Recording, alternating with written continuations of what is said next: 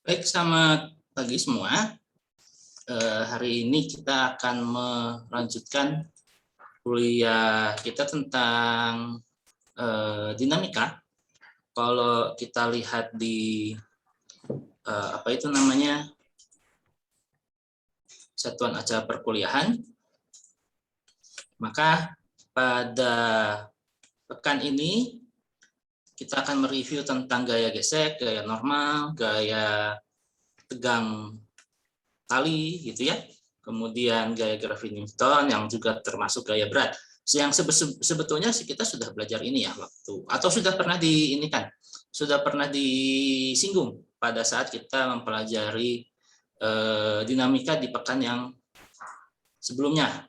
Nah, dan juga untuk apa namanya analisis benda yang tergantung bertumpuk, benda dalam katrol, gerak melingkar, dan gaya sentripetal. Ini mungkin yang nanti akan kita lanjutkan nanti hari Rabunya ya, untuk hari Rabunya, atau mungkin nanti juga kalau ada waktu kita bisa juga singgung ini sebelum nanti masuk ke hari Rabu. Jadi kalau di sini di SAP ini ininya apa namanya menu kita pada pekan ini adalah ini, walaupun ada beberapa hal yang sudah kita pelajari sebelumnya di waktu kuliah pekan yang lalu. Oke,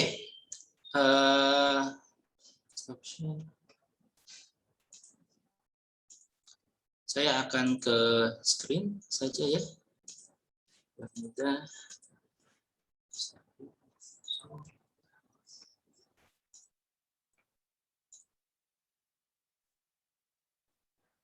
Oke, untuk pada poin ini apakah ada pertanyaan dulu dari rekan-rekan? Oh ya, untuk pengumpulan tugas ya harap segera mengumpulkan. Bagi yang belum, ini saya kasih extra time ya, 2 jam lagi supaya yang belum mengumpulkan segera mengumpulkan. Karena saya nggak maulah ada yang terlambat lah ya. Silakan bagi yang belum untuk segera memasukkan ininya apa namanya tugasnya di assignment ya, di sebelah sini dengan waktunya. Oh, coba saya cek tadi pukul 9 kurang masih ada. Oh, ini sudah ini semua, sudah masuk semua ya, bagus. Oke, terima kasih banyak kalau sudah mengirimkan semua ya. Oke, ada pertanyaan dulu dari teman-teman, silakan.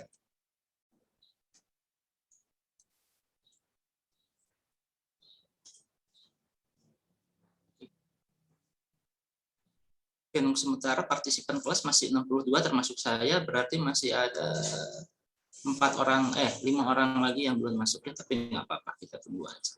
Oke, silakan kalau ada pertanyaan dari rekan-rekan. Izin bertanya, Pak. Ya, silakan. Apa saya boleh menanya kejelasan untuk soal tutorialnya, Pak ya? Mau dibahas sih nanti pas Rabu ya, sebetulnya.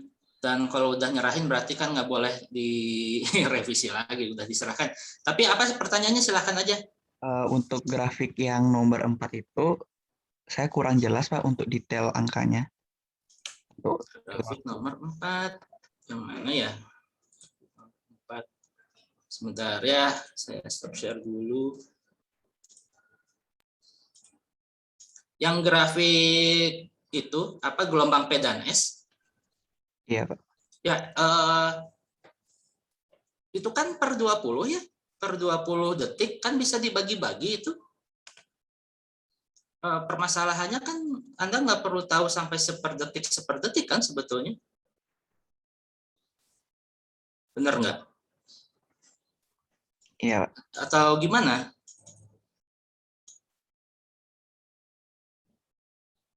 Gimana ininya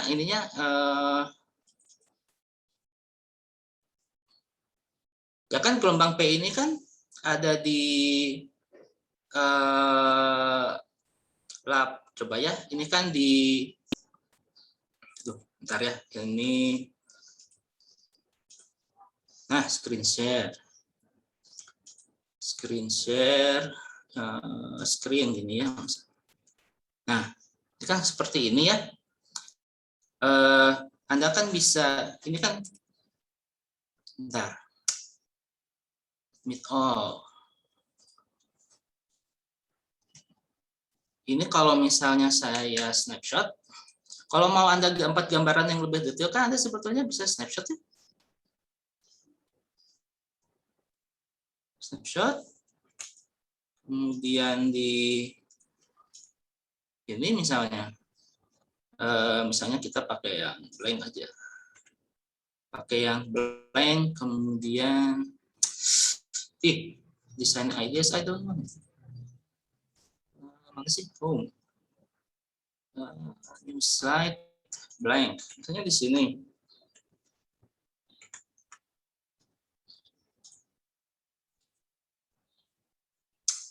Design ideas. Nah, ini kan bisa di ini kan ya. Kalau mau lebih detail dibagi-bagi gitu ya.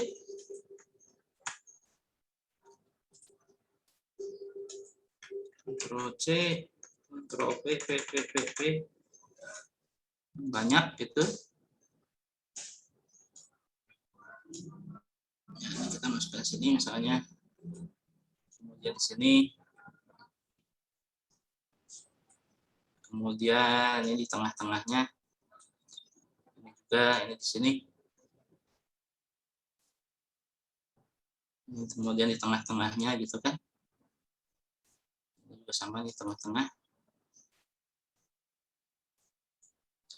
Nah, kemudian ya udah dari sini kita tahu bahwa ini menit 15, ini 40, ini berarti 16. Sorry. Saya salah ini.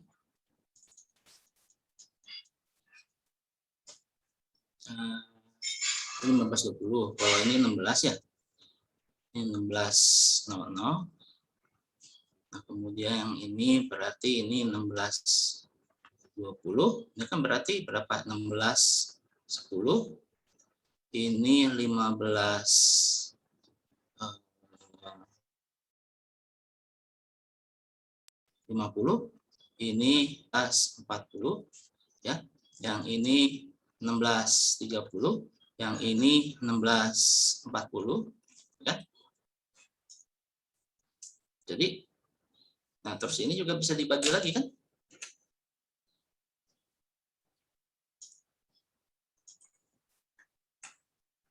C, V, gitu kan? Ini bagi lagi.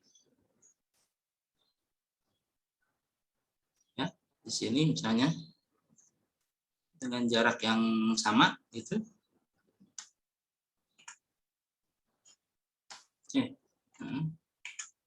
Ada lagi misalnya, nah ini.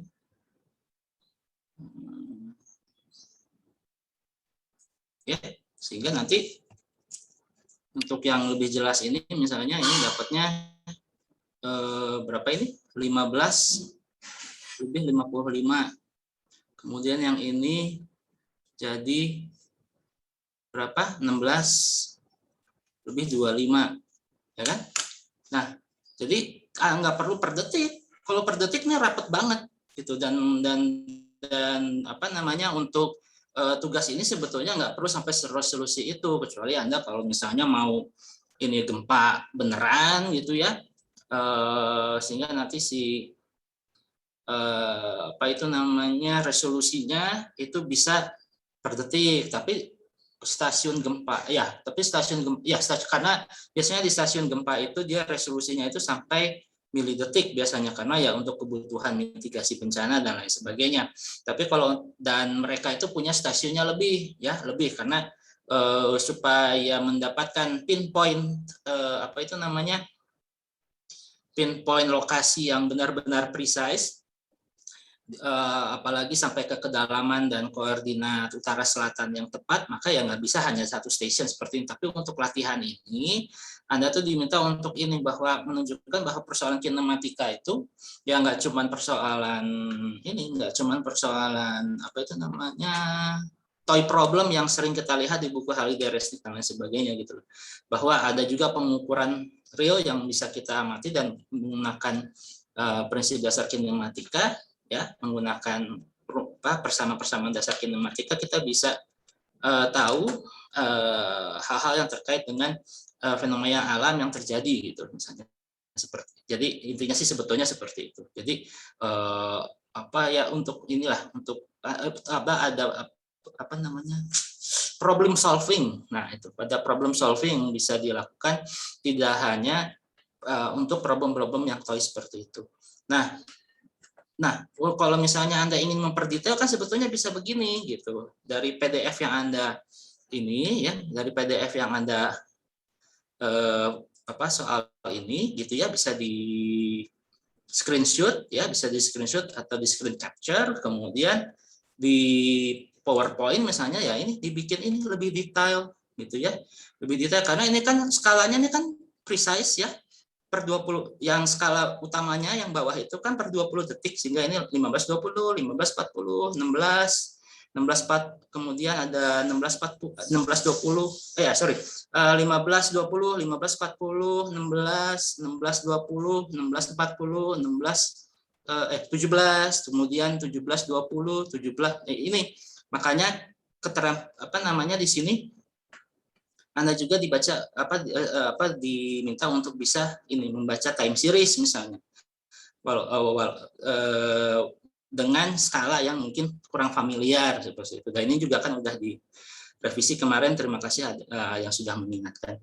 Nah, kemudian sehingga waktu datangnya ya untuk gelombang P, kalau Anda lakukan seperti ini bisa saya pilih di pukul 8 lebih 15 menit lebih 55 detik, sedangkan kalau gelombang P-nya di 16.25 gitu kan, sehingga perbedaan antara keduanya ini kurang lebih ya 30 detik gitu kan ya, 30 detik dari gelombang P dan S. Nah, dari 30 detik itu kita tahu bahwa kecepatan rambat gelombang P dan S itu 3.500 meter per detik untuk yang S, sedangkan kalau yang gelombang P-nya 6.500 meter per detik. Nah, itu nanti bisa didapatkan kan ininya, posisi dari si sumber terhadap stationnya itu berapa, ya kan?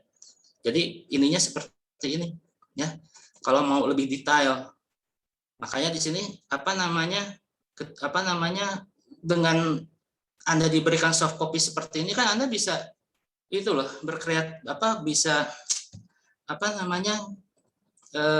copy paste, kemudian menggunakan perangkat yang lain, seperti kalau ini yang paling sederhananya pakai PowerPoint, kemudian didetailkan gitu ya.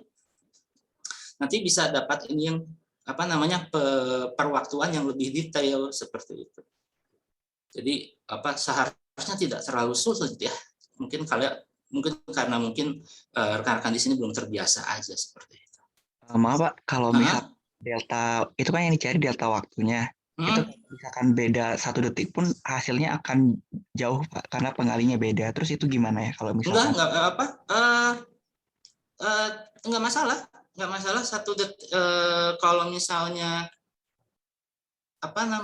bedanya 1 detik pun itu ya ada diakomodasi di ininya di solusinya itu jadi tidak diminta untuk Anda itu sampai ke detiknya itu, enggak, jangan khawatir untuk situ, karena di sini bukan kita minta precise, tapi Anda bisa baca data gitu, bisa baca dari time series ini menentukan si eventnya itu bagaimana, tapi tidak perlu seprecise itu gitu, karena ada rentang. Dan sebagai ini juga, sebagai sebagai pengetahuan saja, setiap orang itu punya ini yang berbeda, ya kriteria yang berbeda. Ada yang dia mengambil waktunya di sini, di ujung sini, ada yang ngambilnya di atas puncak ini dan lain sebagainya. Nah, selama dia itu ada konsisten gitu ya, mengambil mana yang mana gitu, nah itu nanti nggak masalah. Itu nanti karena di FTI juga mungkin bukan ini ya, bukan hal yang terlalu ditekankan untuk bisa baca data seperti ini, kecuali nanti Anda yang mau mengambil ini di teknik fisika, kemudian meneliti tentang non-destructive test, mungkin nanti Anda berkecimpung dengan hal ini. Tapi kalau misalnya ke Tekim atau ke teknik industri ini nggak begitu ini, tapi sebagai pengambil saja, sebagai apa itu namanya, menambah pemperbendaharaan problem solving Anda, bahwa Anda bisa melakukan picking suatu sinyal time series yang nanti akan digunakan untuk menentukan jarak. Memang kalau di stasiun yang apa namanya, yang BMKG punya, memang dia sampai milisecond bahkan. Tapi kalau ini enggak, Anda nggak perlu sampai resolusi 1 detik untuk kalau misalnya saya kalau nggak saya sih udah hitung, jadi jauhnya itu seberapa sih, paling juga 10 km dan lain sebagainya gitu, nggak akan terlalu jauh gitu loh ya. Jadi perbedaan jadi selama Anda masih di rentang 25 sampai 35 detik gitu ya untuk pemilihan ini, itu masih bisa diakomodasi ininya jawabannya, sehingga nanti si jaraknya itu, nah spoiler tapi ya, nanti itu apa namanya bisa dibahas lebih lanjut nanti saat tutorial ya. Tapi spoilernya adalah selang waktu P dan S ini sebetulnya walaupun ada nilai teoritisnya ya, tapi selama Anda selang pemilihannya itu berada di antara 25 sampai 35 nggak masalah gitu loh. Yang penting Anda sudah bisa untuk baca ini gitu. Mudah-mudahan menjawab ya. Ya, menjawab Pak. Terima kasih Pak. Ya. Jadi ini tenang, nggak perlu sampai ketelitian 1 detik karena terlalu ini, nggak terlalu apa namanya, bukan itu tujuannya. Memang kalau untuk yang data BMKG dan lain sebagainya ya, tapi kalau Anda kan nggak ini kan, nggak akan ke sana. Beda dengan teman-teman yang nanti akan ke apa itu, teman-teman yang di FTTM dan lain sebagainya, mereka juga nanti di tingkat 2 dan tingkat 3 nanti belajar lebih. Kalau ini kan hanya pendahuluan aja, jadinya nggak perlu sampai resolusi per detik itu enggak. Jadi kalau misalnya ada miss, nah itu nanti bagi Anda yang sudah ikut atau apa namanya lab fisika dasar, apakah sudah mulai? Halo. Kamis nanti, Pak. Kamis nanti. Kamis ini apa Kamis pekan depan? Pekan ini, Pak. Pekan ini, oh ya. Biasanya nanti Anda di modul pertama atau pertemuan awal itu kan nanti akan belajar ketidakpastian, ya, pengukuran dan ketidakpastian. Nah, ini perbedaan antara soal SMA dengan perguruan tinggi atau kuliah itu adalah kita akan melakukan yang namanya pengukuran. Yang namanya pengukuran itu bergantung kepada banyak hal, entah itu si pengamatnya, entah itu dari alat yang digunakan untuk mengamati dan lain sebagainya, sehingga yang namanya kesalahan pengamatan itu wajar ya, kesalahan pengamatan itu wajar. Jadi orang mengambil picking apa namanya time series seperti ini berbeda dengan orang yang lain,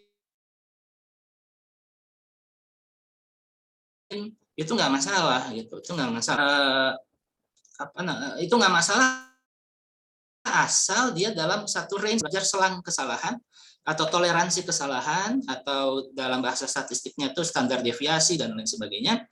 Nah, di situ Anda lihat bahwa yang namanya pengukuran itu tidak akan menghasilkan nilai yang betul-betul eksak gitu. Nah, di situ selama suatu nilai yang didapatkan dari suatu pengukuran itu berada dalam satu selang kepercayaan tertentu, maka dia dianggap valid ya. Dia dianggap sebagai suatu data yang valid. Jadi kalau misalnya seperti tadi pemilihan dari beda waktu tempuh ini berkisar antara 25 sampai ini. Kalau saya tadi dapatkan dari itu ya, dari mengasir grafik ini tadi didapatkan 30 detik. Nah, itu menurut interpretasi saya. Nanti kalau misalnya Anda dapatnya 27 atau 32 atau berapa, nah itu nggak masalah gitu. Harusnya sih, karena itu kan bagian dari ini, bagian dari ya ini kita gitu loh. Apa namanya, analisis kita. Dan apa namanya, nah itulah yang biasanya nanti akan di handle, yang nanti pada akhirnya nanti mungkin kalau Anda di teknik informatika atau STEM akan berpikir bagaimana caranya supaya ini dialihkan saja kepada mesin supaya mereka sendiri yang akan menentukan. Tapi tetap saja yang namanya mesin juga ya, mereka memiliki periode latih dan uji. Jadi apa namanya, mereka nanti akan mengambil keputusan berdasarkan database yang dimasukkan ke dalam mesin itu sendiri. Jadinya tetap ada peran campur tangan manusia, yang artinya selama satu data itu berada dalam suatu, atau selama suatu analisis itu berada dalam satu selang kepercayaan tertentu, maka kita tidak perlu tidak yakin gitu ya bahwa yang kita lakukan itu salah, kecuali jelas-jelas salah. Misalnya udah ditentukan, misalnya di gambar 4 ini gelombang P-nya di sini loh, gelombang S-nya di sini loh, tapi Anda misalnya mengambil selang waktu di jam 8 lebih 17 menit lebih 20 detik misalnya yang di belakang ini, atau yang di belakang, ya itu kan salah gitu ya. Nah, itu makanya di sini itu udah apa namanya, dimudahkan. Anda diberitahu ininya, gelombang P-nya ini, gelombang S-nya ini, tinggal mengambil waktu waktu datang ya, arrival time yang kira-kira appropriate. Kalau saya ya ngambilnya itu di ujung-ujung, misalnya di sebelah sini sama di sebelah sini. Ada lagi orang nanti yang ngambilnya di puncak ini dengan puncak yang pertama dengan puncak yang pertama, atau ada lagi yang mengambilnya itu di crossover antara puncak atas dengan yang bawah gitu. Nah itu seninya ada. Itu ini apa namanya, beda satu orang dengan orang yang lain, walaupun sama ilmunya tapi cara mengambil pickingnya itu bisa berbeda. Nah, supaya mereduksi tingkat kesalahan ya yang diakibatkan oleh satu stasiun ini, kita tahu BMKG itu punya stasiun yang banyak. Oleh karena itu nanti di lab fisika dasar nanti akan Anda lihat bahwa untuk memperkecil selang ketidakpercayaan dari suatu data atau dari suatu pengamatan, kita harus melakukan percobaan yang banyak. Gitu. Banyaknya segimana? Nanti Anda akan belajar. Saya nggak mau spoiler, tapi kalau dari teori kemungkinan atau Anda pernah baca prinsip Monte Carlo ya, kalau misalnya melakukan percobaan sangat banyak gitu ya, sangat banyak, 10.000, 1 juta dan lain sebagainya, 1 juta kali, 100 juta kali, nah itu akan ada di kemungkinan akan mendapatkan nilai yang betul-betul yang true value gitu ya. Tapi kan kita nggak mungkin akan melakukan percobaan sebanyak 1 juta kali atau sebanyak 10.000 kali dan lain sebagainya. Nah, karena itu misalnya kita melakukan pengukuran 3 kali, nah itu selama dari ketiga itu didapatkan selang kepercayaan tertentu, ya udah itu masih berarti sama pengukuran atau data itu berada dalam satu itu, walaupun hanya dilakukan 3 kali, ya itu masih dianggap sebagai data yang terpercaya, kecuali ada satu nilai yang betul-betul melenceng jauh seperti itu. Jangan banyak spoiler. Itu nanti ada waktunya. Oke, silakan, ada pertanyaan yang lain terkait dinamika? Sudah mengakses ini kan, rekan-rekan semua sudah bisa mengakses EduNext kan? Di kuliah yang di kelas yang paralel, apakah sudah bisa mengakses video yang ditampilkan?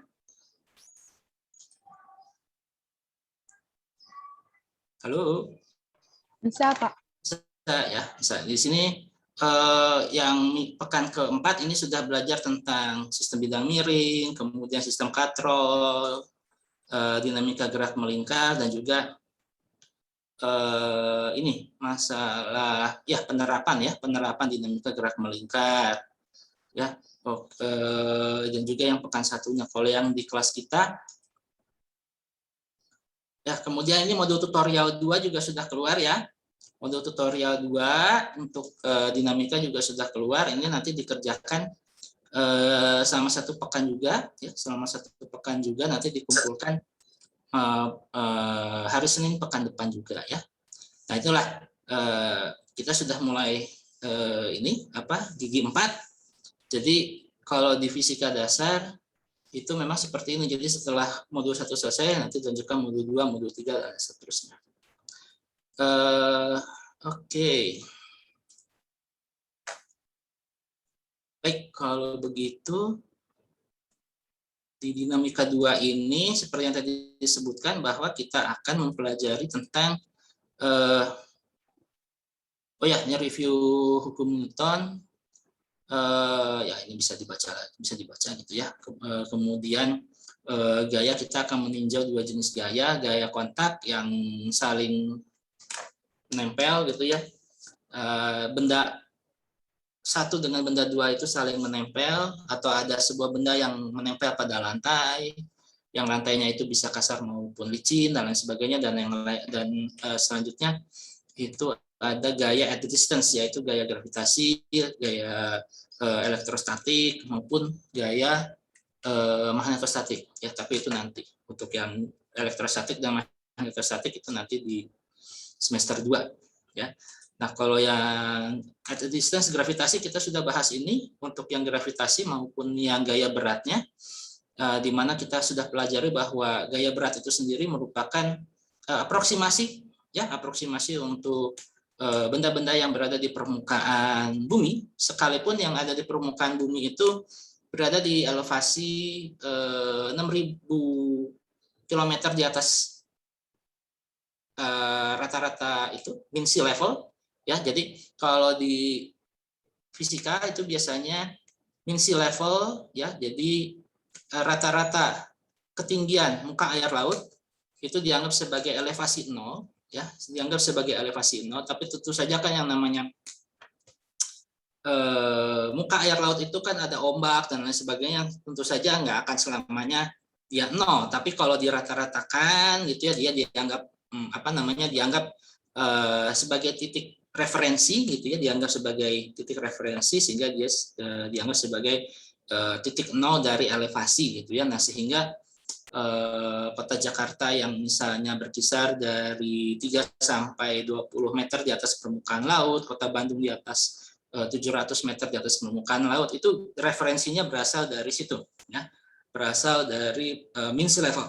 Nah, jadi kalau misalnya kita berada di Mount Everest yang ketinggiannya itu sekitar 3.000 meter ya, sekitar 3.000 meter. Nah, itu tetap kita masih menggunakan ini ya, menggunakan gaya berat ini, walaupun sesungguhnya nilai dari G itu akan mengalami pengurangan ya. Akan mengalami pengurangan karena jaraknya bertambah sekitar 3 km dari inti bumi gitu ya. Tapi ya signifikasinya tidak sampai melemahkan 9,8. Nah, itu signifikasinya itu berada jauh di belakang koma dari 8 ini ya. Jadi kalau kita mengukur mengukur percepatan gravitasi di setiap tempat, entah itu di Pulau Sumatera, Jawa, Kalimantan dan lain sebagainya, nanti kita akan dapatkan bahwa nilainya itu bisa berbeda-beda gitu. Perbedaannya bukan terletak di angka bagian depan, tapi di bagian belakangnya ya. Di bagian belakang, karena di ini coba ya. Gravity constant bisa nggak ya? Gravity constant. Bukan gravitasi. Gravity acceleration constant. Gravitational, oke. Gravitational acceleration constant. Ini kita cari di Wikipedia misalnya. Nilai G kecil. Nah ini misalnya the nominal average value at Earth surface known as standard gravity is defined by 9.80665. Nah, ini di belakang 665 ini sebetulnya masih ada angkanya gitu ya, masih ada angkanya yang banyak. Nah, itu pengaruh dari, nah ini kebetulan ini ada gambar ya, ada gambar di sini yang menunjukkan ini apa namanya menunjukkan variasi percepatan gravitasi ya di seluruh permukaan bumi. Jadi di sini bisa terlihat bahwa untuk daerah-daerah yang apa namanya yang cenderung berupa bukit ya, dia punya apa namanya anomali yang nilainya positif, sedangkan kalau yang ada di laut cenderung negatif. Tapi ini tidak juga ya, tidak juga karena misalnya ini di Tibet dan lain sebagainya, di Himalaya ada nilai-nilai yang negatif. Nah itu akibat apa perbedaan ya, akibat adanya perbedaan atau akibat adanya ini apa namanya kompleksitas yang ada di sana. Karena di sini kalau Anda belajar geologinya ini dulunya merupakan benturan dari kerak India ke kerak Asia. Ya, jadi dari kerak apa namanya India yang menabrak ini ya, yang menabrak plat Asia ini dia menghasilkan Gunung Himalaya atau Mount Everest yang ada di sini gitu. Makanya dia nah artinya di sini ini kan dalam satuan miligal. Miligal itu berarti satuan yang ini sebetulnya kalau Anda membaca di sini seharusnya nanti Anda lihat bahwa miligal ini artinya dia itu menunjukkan satuan yang berada di belakang koma dari ini, dari 0,665 ini. Jadi di belakang angka ini masih banyak angka gitu ya. Nah, variasi dari posisi di seluruh tempat di dunia itu dia diinikan dari sini, di angka di belakang komanya itu. Yang membuat dia variasi. Nah, tentu saja variasi ini tadi sudah saya singgung bahwa dia dipengaruhi oleh struktur bumi gitu ya. Struktur buminya kalau misalnya ada gunung, ada laut dan lain sebagainya, nah itu beda-beda. Nah, tapi kalau misalnya kita itu masih apa namanya melakukan analisis fisik yang makroskopis ya, melakukan analisis yang makroskopis, nilai 9,8 ini tuh masih apa ya berlaku di mana-mana gitu ya, berlaku di mana-mana tanpa perlu kita mengoreksi posisi kita di Jakarta, di Bandung, di Himalaya ataupun misalnya di Palu Mariana gitu dan lain sebagainya. Kecuali kita ingin mendapatkan pengukuran yang sangat eksak gitu ya, yang sangat precise gitu. Walaupun tadi sudah saya sampaikan ada selang ketidakpercayaan dan lain sebagainya, tapi maka kita menggunakan nilai yang setepat-tepatnya gitu ya. Tapi kalau misalnya analisisnya masih makroskopis dan lain sebagainya, kita masih menggunakan 9,8. Bahkan untuk hal-hal tertentu untuk mempermudah kita bulatkan saja menjadi 10 meter per detik kuadrat. Ya. Oke, ini kemarin kita juga sudah sampai sini, ada planet X, ya. Kemudian bagaimana interaksi antara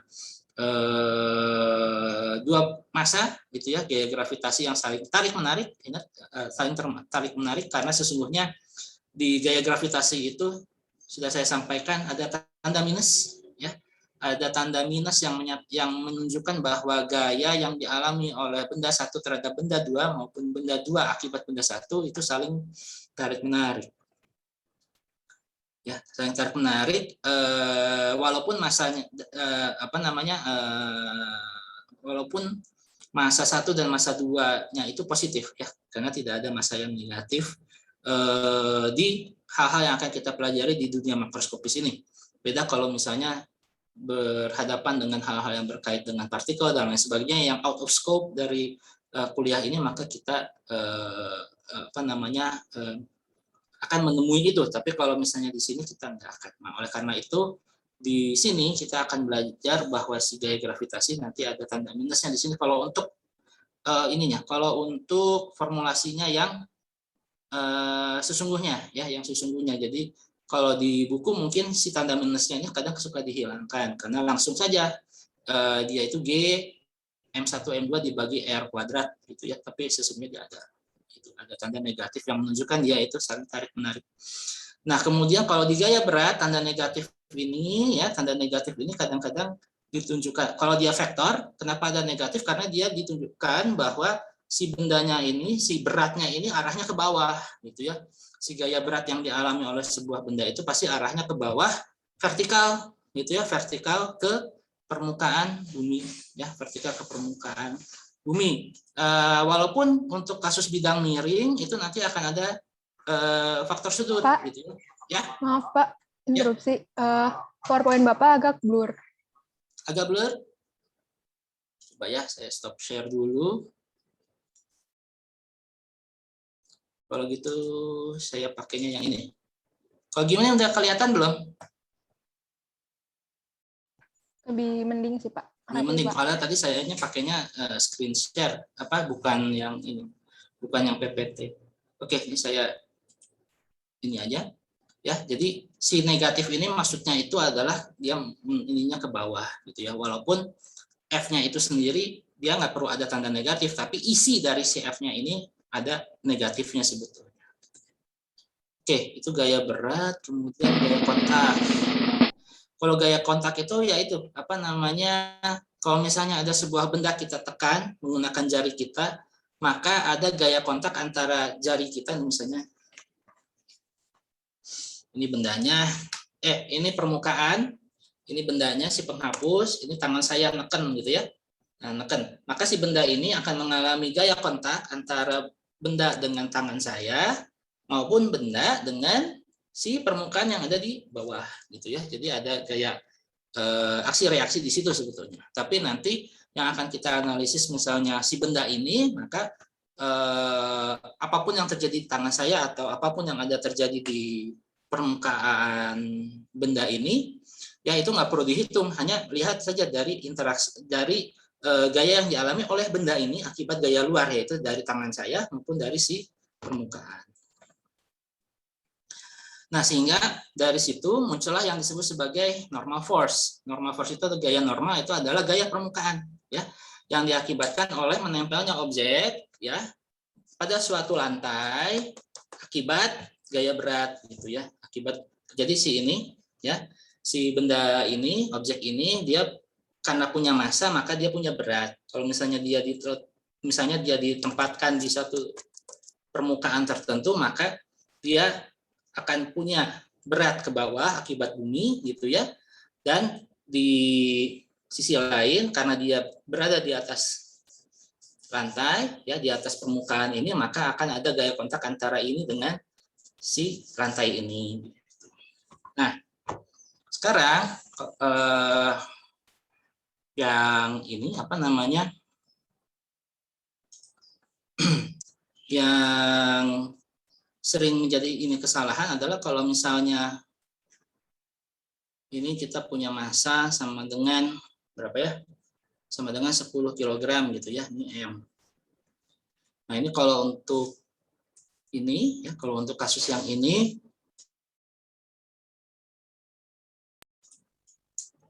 kalau untuk kasus seperti ini diam gitu ya, di dalam posisi diam, ini misalnya W adalah sama dengan ini saya besarnya saja ya, ini berarti dengan G misalnya 10 meter per detik kuadrat, maka ini saya dapatkan massanya itu, saya dapatkan beratnya itu adalah sama dengan 100 Newton. Nah, di sini kita nanti akan punya gaya normal itu sama dengan 100 Newton. Nah, tapi kalau misalnya kondisinya seperti ini, yes. Tapi kalau misalnya seperti ini, misalnya ada gaya luar seperti ini M, maka ini kondisinya tetap ini W-nya 100 Newton ya. Ini misalnya ini 10 Newton gitu ya. Nah, ini N-nya ini tetap sama dengan 100 Newton. Nah, yang berbeda itu kalau misalnya saya begini, 10 Newton, tapi dengan sudut misalnya, ini sudutnya misalnya 37 derajat, ya, ini massa. Nah, ini W-nya sama dengan 100 ke bawah. Nah, yang jadi ini adalah N-nya berapa? G normalnya berapa? Ya, karena saya punya gaya eksternal di sini yang menarik benda ini ya sebesar 10 Newton tapi arahnya miring. Nah, oleh karena itu saya harus hitung komponen si gaya ini gimana. Yang ke sini berapa? Itu ya Fx, nah yang kesininya ini berapa? Fy. Nah, kalau Fx ini adalah 10 dikalikan kosinus ya. Kosinus 37 derajat, ini berapa? Yang Fy ini adalah 10 dikalikan sinus 37 derajat. Nah, ini berapa? Ada yang tahu berapa?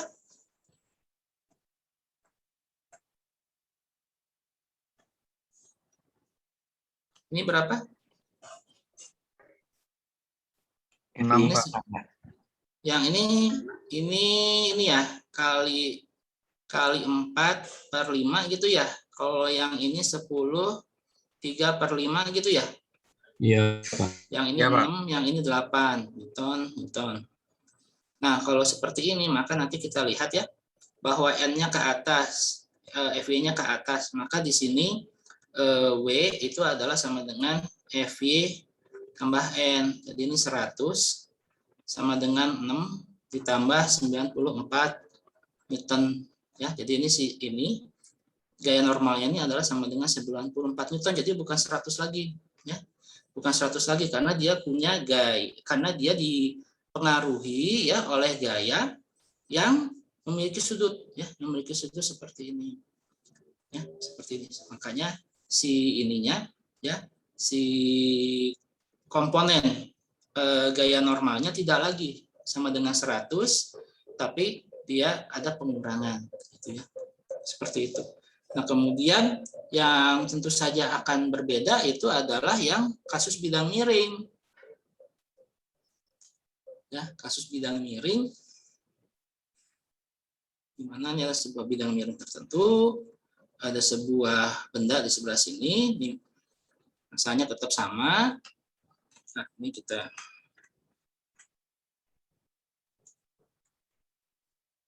tengahkan saja sebelah sini.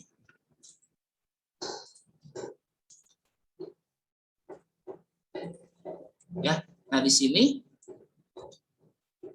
ini berarti ada di sini W-nya, gitu ya. Ini W-nya. Kemudian ini, nah di sini misalnya ada sudutnya. Dan di sini si W ini kita akan bagi-bagi dia. Ya kan karena dia ininya ke sini, maka dia punya komponen. Jadi di sini biasanya kita lakukan pengandaian gitu ya. Ini X, ini Y. Walaupun sesungguhnya walaupun sesungguhnya yang sebenarnya X-nya itu sebetulnya kan kayak gini. Tapi untuk simplisitas persoalan, kita ambil si koordinatnya itu di jalur bidang miringnya ini, ya untuk simplisitas saja. Nah, tentu saja kalau misalnya kita menganalisis benda dari bagian yang datar ke atas, maka kita harus lakukan yang namanya transformasi. Ya, lakukan transformasi. Nah, di sini berarti kalau yang ini adalah sama dengan W sinus, yang ini W sinus theta, kalau yang ini W cosinus theta ya. Benar nggak? Sampai saya lihat contekan. Oh, kebalik kan? Yang ini justru yang cosinus, yang ini yang sinus.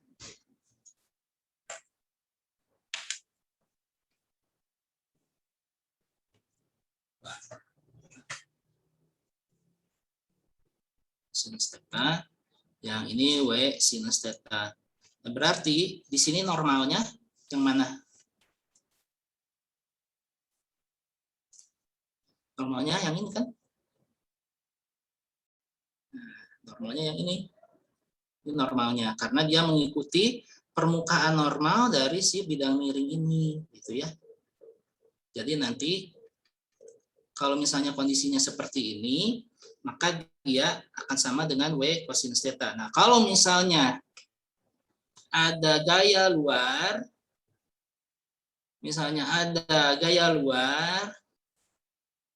yang mempengaruhi ini, misalnya dengan itu tadi, misalnya ini ada F, gaya luar yang membentuk sudut alfa misalnya. Ini kan berarti kita harus tahu di sini fx sama fy kan. Fy, di mana fy-nya sama dengan f dikalikan sinus alfa, kemudian fx-nya adalah sama dengan f kosinus alfa. Nah, sehingga nanti n itu adalah sama dengan w kosinus theta dikurangin dengan f sinus alfa. Ya. Nah, ini yang nanti tentu saja akan berbeda. Begitu pula ya untuk kasus yang lain. Untuk kasus yang sederhana, ya kalau misalnya saya punya permukaan seperti ini, kemudian benda saya tempel, ya, kemudian benda saya tempel F seperti ini kan W-nya ke bawah ya. Kalau ini massa, gitu ya. Nah ini berarti ini kalau ini benda saya tekan ke sebuah dinding seperti ini, maka normalnya kemana? Ke samping, Pak. Ke samping mana? Kanan kiri? Kanan. Ke kanan ya. Seperti ini. Ini normalnya ke sini, di mana di sini kita lihat n adalah sama dengan f gitu ya. Ya, n sama dengan f. Nah, kalau misalnya seperti ini, saya neken benda ke atas. Saya tekan benda ke atas. Ya, saya tekan benda ke atas. Ini massanya, maka dia akan punya gaya W seperti ini, maka di sini n-nya kemana? Gaya normalnya kemana? Ke bawah. Bawah, ya. Bawah. N berarti nanti untuk kasus yang ini W ditambah N itu adalah sama dengan gaya gitu. Ya, hati-hati. Ya, kadang-kadang mahasiswa masih suka salah karena itu mungkin menghafal gitu ya, menghafal dan sehingga ketika suatu persoalan itu berubah atau ada modifikasi, dia nggak bisa mengidentifikasi persoalannya itu bagaimana gitu. Karena kalau di sini ya the normal force, if you are standing on the surface, the pushback on you from the surface is the normal force. Jadi di sini disebutkan bahwa dorongan yang kita terima pada saat kita itu berdiri misalnya dari lantai, yang kita rasakan dari lantai, itulah yang disebut sebagai gaya normal ya. Normal mean perpendicular. Perpendicular artinya tegak lurus. Tegak lurus adalah apa? Terhadap permukaan ya.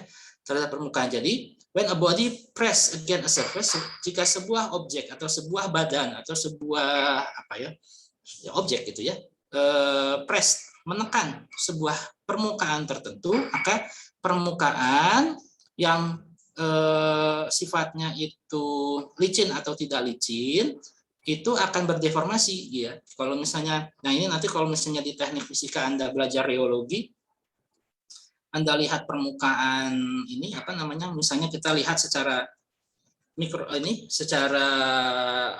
mikroskopis, bukan mikroskopis. Jadi maksudnya kalau kita menggunakan kaca pembesar untuk melihat bagaimana permukaan yang ada di ini ya, yang ada permukaan di tab ini ataupun di lantai dan lain sebagainya, kita akan lihat bahwa sebetulnya permukaan lantai ataupun permukaan tiap benda itu sebetulnya jarang ada yang licin gitu ya, jarang ada yang licin, dan bahkan untuk yang gelas seperti ini mungkin ada ada permukaan, ada yang kasar-kasarnya gitu ya, ada yang kasar-kasarnya. Dan kalau diteliti lebih lanjut, kalau ketika dia itu ditekan ya, misalnya saya megang ini ya, saya megang pena ini misalnya, itu tuh di permukaan itu dia akan mengalami deformasi, mengalami deformasi, perubahan bentuk ya, mengalami perubahan bentuk dalam beberapa saat. Kemudian si deformasi itu nanti akan kita pelajari di elastisitas, bahwa ingin supaya dia itu kembali ke posisi yang semula, kembali ke bentuk yang semula. Oleh karena itu muncullah pushes on the body, muncullah reaksi yang juga melawan ya, akibat dari pegangan ini, yang pegangan yang kita lakukan ini. Nah, itulah yang disebut sebagai normal force. yang perpendikular, yang tegak lurus terhadap permukaan tersebut. Nah, jadi kalau misalnya permukaannya itu datar seperti ini, kemudian dan dia bendanya ini diletakkan secara biasa saja di atas sebuah permukaan, maka si gaya normalnya dalam kondisi yang tanpa ada gaya luar, dia akan sama dengan gaya beratnya. Tapi kalau ada gaya luar, kita lihat dulu orientasi gaya luarnya. Kalau lurus-lurus saja seperti ini, jadi gaya luarnya itu dia ke ini ya ke sebelah kanan gitu ya, maka nggak akan ada pengaruhnya. Tapi kalau misalnya dia itu miring ya, maka ya ada pengaruhnya terhadap gaya normal. Begitu pula kalau di bidang miring atau misalnya kita neken bendanya itu ke dinding kanan, ke dinding kiri dan lain sebagainya atau ke atas. Oke, itu tadi untuk gaya normal. Sedangkan selanjutnya ini ada tension atau regangan yang dialami oleh sebuah penghubung atau tali biasanya. Nah, tension force atau gaya tegang tali atau gaya tegangan ini biasanya adalah jenis gaya yang dialami oleh sebuah cord atau sambungan atau tali ya, yang dikaitkan pada sebuah objek dan kita nanti akan lakukan tarik atau mendorong gitu ya. Kemudian cord pulls on the body with force T directed along the cord and the cord is said to be under tension ya. Jadi dalam kondisi meregang gitu ya. The tension cord is T. The massless and unstretched cord exists only as the connection between two bodies. Jadi untuk untuk menjamin bahwa ada distribusi gaya ya di situ, maka kita asumsikan di dinamika dia itu massless ya, massless dan unstretchable. Jadi dia nggak bisa kayak karet gitu ya, nggak bisa kayak apa ya, kayak karet gelang gitu ya. Kalau saya mikirnya kayak Luffy ya. Jadi unstretchable itu jadi nggak bisa meregang, nggak bisa melar gitu ya, nggak bisa melar gitu ya.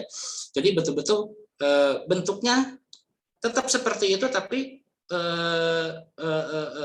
bentuknya tetap seperti itu. Jadi dia walaupun ada deformasi sebetulnya, tapi diasumsikan untuk persoalan dinamika ini dia tidak mengalami deformasi yang sangat ekstrim sehingga dia meregang seperti karet gitu ya. Dan kalau misalnya saya tarik di ujung kanan, maka yang sebelah kirinya itu juga bisa menarik benda kalau dia diikatkan ya dengan gaya yang sama gitu. Kemudian true even if bodies and cord are accelerating and even if cord runs around a massless frictionless pulley, they are useful in simplifying assumption. Jadi ya itu kita gunakan tali itu sebagai perantara ya, gaya yang bekerja pada suatu benda tertentu yang dikaitkan dengannya. Nah, kalau misalnya ada sebuah benda dikaitkan dengan sebuah tali seperti ini, maka gaya tegang tali ini ada yang arahnya ke kanan kalau berinteraksi dengan ini, kalau berinteraksi dengan box ini ya. Jadi kita di sini harus hati-hati ya. Kalau ada persoalan seperti ini, kita tidak bisa meninjau keseluruhannya ini sebagai suatu sistem. Jadi kalau begini kita bagi dua, maka di sini kita punya sistem 1 dan ini sistem 2.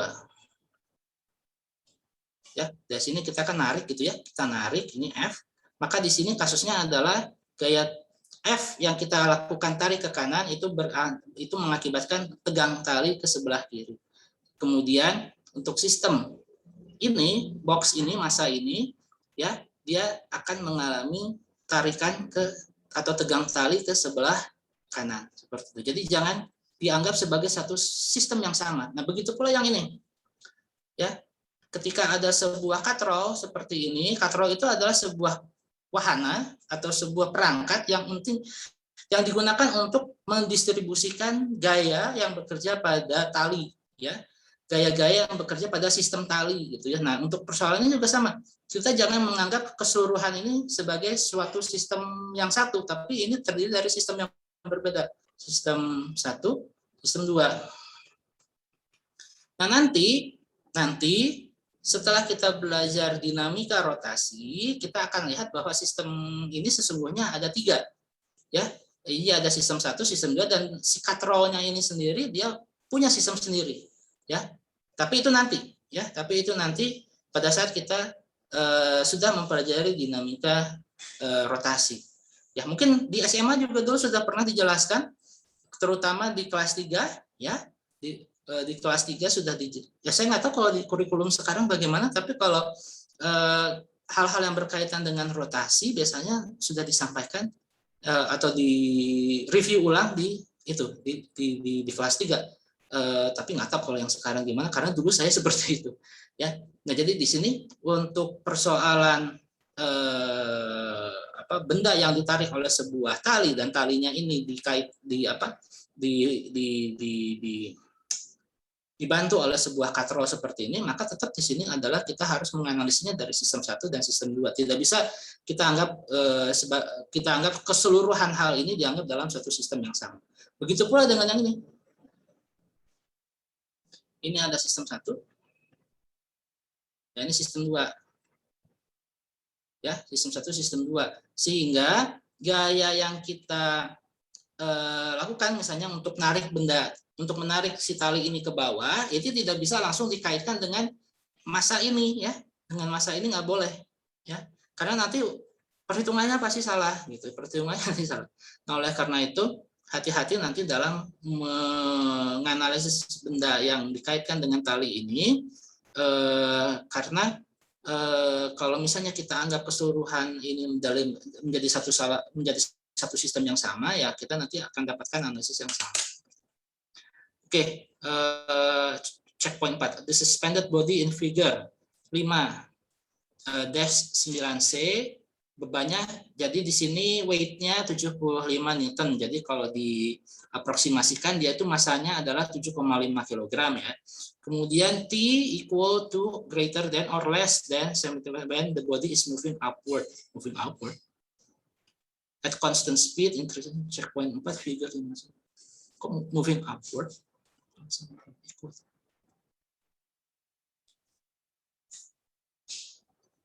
Kok upward ya? Bentar. When the body is moving upward at constant speed, at increasing speed, at decreasing speed.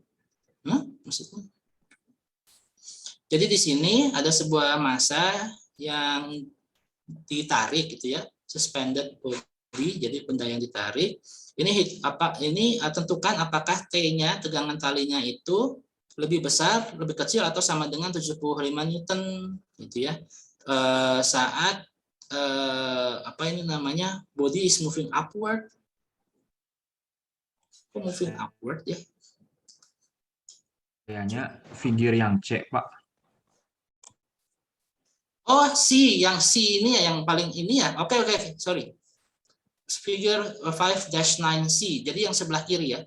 Berarti, oh ya, jadi saat si massa ini bergerak ke atas dengan kecepatan yang konstan, dengan kecepatan yang dengan laju yang dipercepat, ya, dengan laju dipercepat, dan yang terakhir adalah dengan laju yang diperlambat, itu apakah si tegang talinya tetap 75 atau enggak? Karena di sini disebutkan, ya, di sini disebutkan tegangan tali ke atasnya ini sama dengan 75 Newton.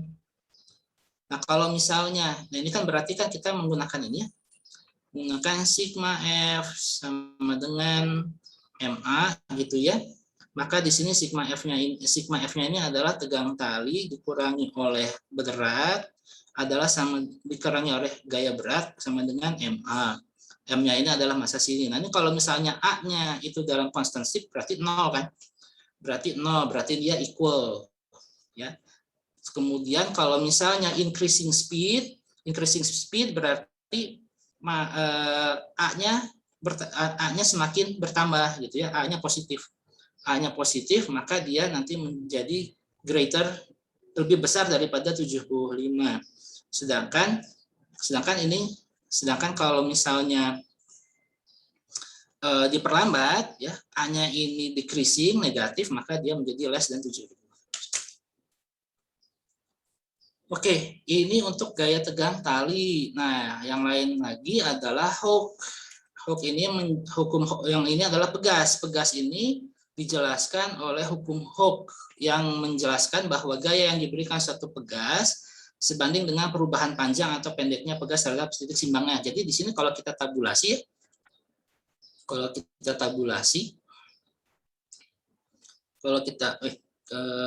sebentar, udah nggak apa-apa lah, pakai ini aja gitu ya, atau pakai yang blank, udah pakai aja. Jadi di sini kalau kita tabulasi, kita kumpulkan, ada gaya gravitasi. Gravitasi dia itu adalah dalam bentuk vektornya seperti ini, minus G M1 M2 dibagi R kuadrat antara benda 1 2 dengan vektor ininya, dengan vektor arahnya. Kemudian gaya berat F itu adalah sama dengan minus massa dikalikan percepatan gravitasi dengan ininya, arahnya ya. Kemudian kalau tadi gaya normal N gitu ya, gaya normal N, kemudian ada lagi gaya tegang tali T, kemudian sekarang gaya pegas, dan nanti terakhir gaya sek. Oh, dan mungkin di hari Rabu kita nanti belajar yang namanya gaya sentripetal. Ya.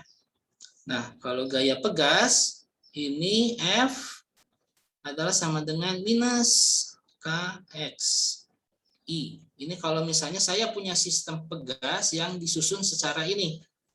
Jadi ini arah X-nya ke sebelah kanan. Jadi kalau misalnya pegas dikaitkan pada sebuah dinding dan pegas ini saya tarik ke arah X positif ke kanan, maka akan ada gaya yang akan melawan perubahan dari bentuk si pegas ini. Jadi kalau pegas ini ditarik kan dia berubah bentuknya. Jadi kalau misalnya ini ditarik dari titik ini misalnya X0, kemudian ini saya tarik gitu ya. Kemudian ini saya tarik sejauh ini ya, XI, sehingga X delta X adalah sama dengan XI dikurangi X0, maka sesungguhnya saya itu punya gaya ya yang ingin melawan ini, yang ingin melawan si perubahan yang dialami oleh pegas ini. Makanya persamaannya menjadi seperti ini, Fx ya.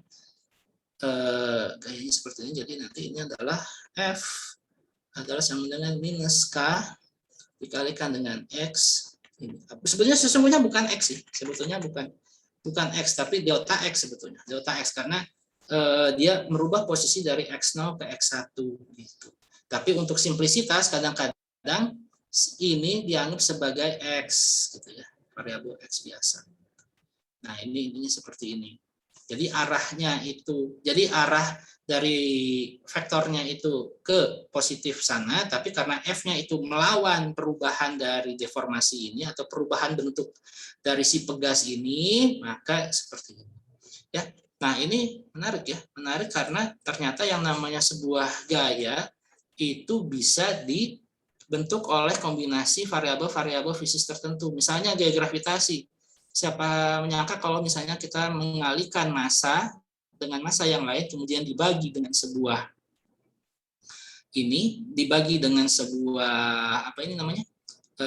jarak, ini kan jadinya kan kilogram kuadrat per jarak, kilogram kuadrat per meter kuadrat, tapi bisa berubah menjadi kilogram meter per detik kuadrat. Nah, artinya ini signifikansi dari sebuah konstanta pentingnya di sini. Ya, kalau misalnya misalnya fisika tanpa konstanta, salah satu yang signifikan adalah ruas kanan ruas kiri nggak akan sama. Artinya kita harus balik lagi ke pembahasan tentang besaran dan satuan itu, di mana sebuah persamaan yang menunjukkan suatu fenomena tertentu itu harus memiliki kesamaan satuan, ya.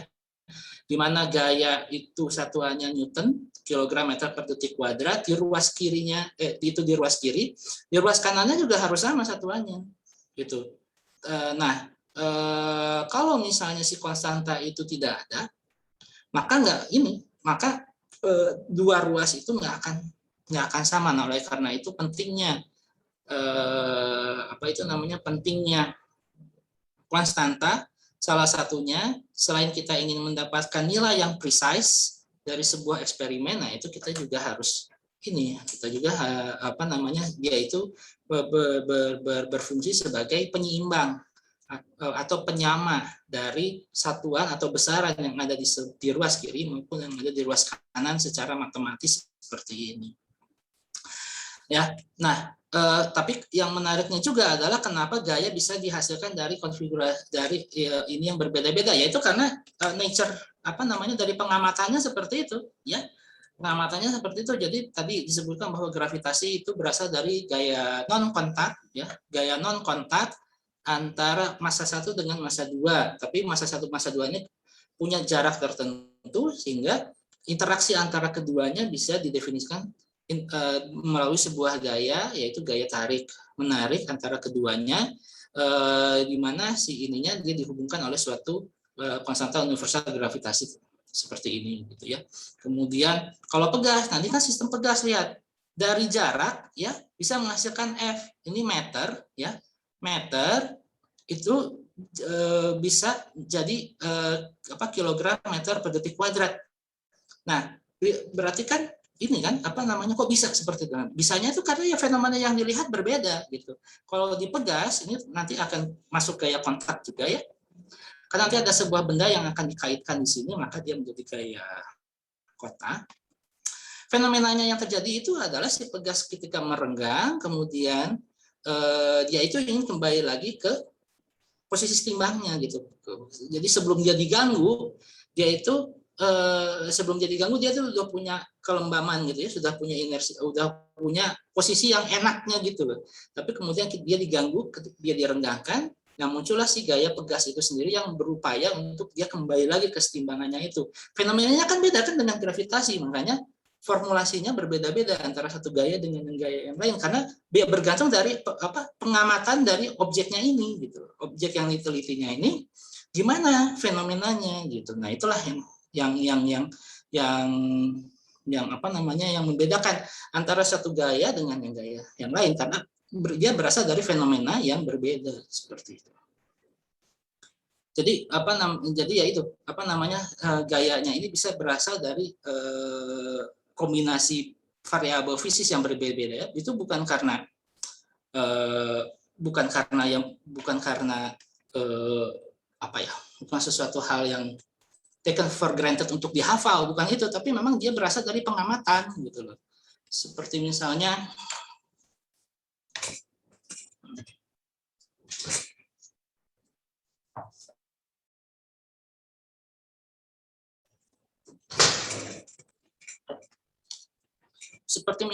tentang pengamatan benda yang bergerak gitu ya, yang mengalami percepatan kinematik,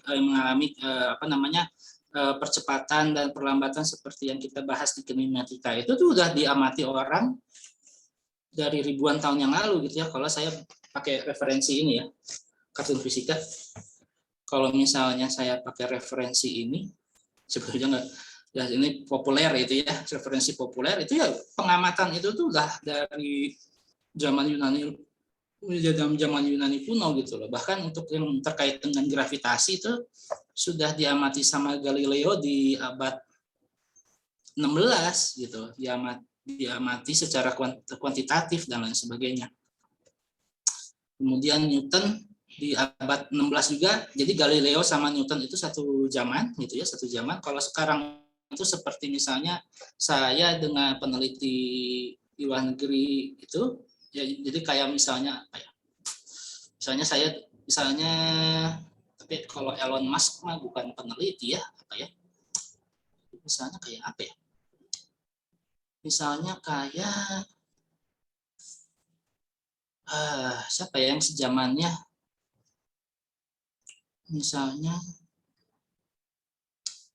Misalnya kayak Einstein dengan Einstein dengan Schrödinger itu misalnya sejaman.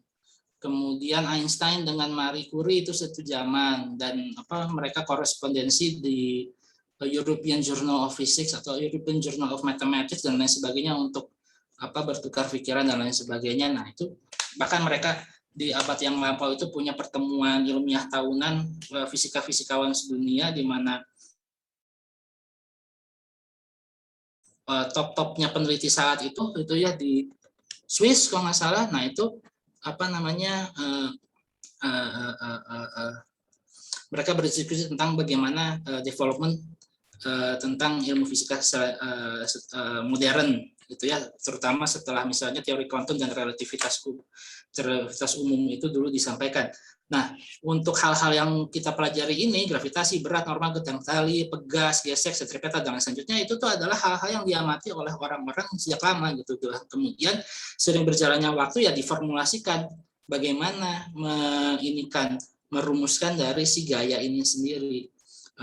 Dan itu bukan taken for granted, dihafal dan gimana, itu ada asal-usulnya itu dari pengamatan.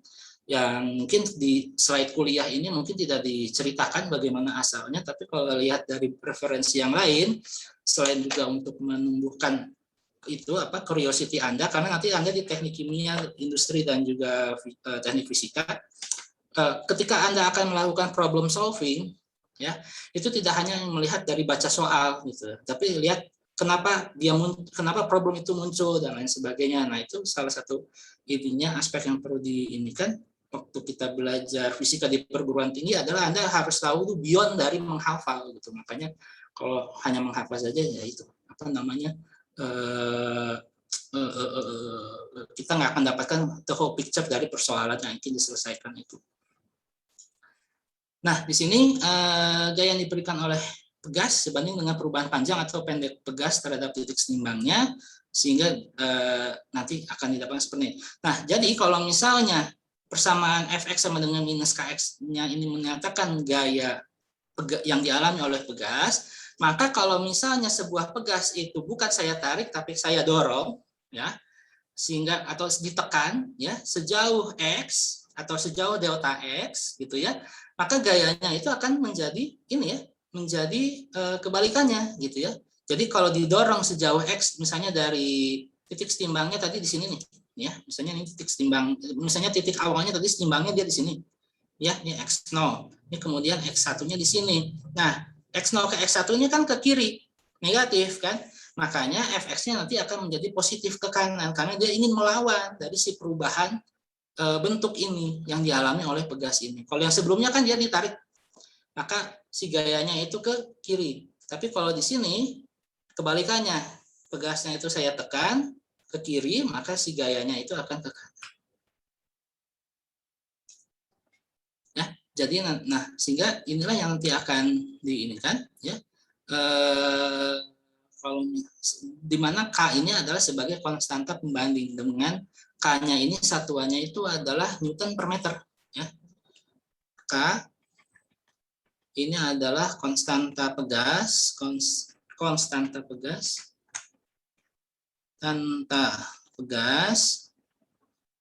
yang nanti satuannya itu adalah sama dengan Newton per meter. Sehingga pada saat kita mengalihkan K dengan X, nanti akan kita dapatkan satuan di ruas kanan itu sudah berupa Newton, bukan lagi yang lain, bukan yang lain. Tapi jangan salah, yang namanya hukum Hooke di sini itu nanti akan kita temui lagi saat mempelajari elastisitas, ya. Karena sesungguhnya yang di mungkin formula playing music, siapa ini playing music? Malah. Oh, setup. Oh, oke. Ini kita ini aja. Hukum Hooke ini nanti akan kita temui lagi di pekan berapa ya? Pekan setelah dinamika rotasi pada saat kita belajar elastisitas dan osilasi. Karena setiap benda padat yang bentuknya kayak buku ini, kayak pulpen ini, lantai, dinding, rumah, bumi, pohon kelapa, pohon jambu, pohon mangga, atau tiang bendera, rak buku, dan lain sebagainya, itu dia punya konstanta elastisitas juga. Jadi bisa bersikap seperti pegas. Nah, sehingga nanti si hukum Hooke itu nanti muncul lagi, tapi dalam bentuk yang agak berbeda, ya, di mana nanti akan kita pelajari ya secara lebih umum,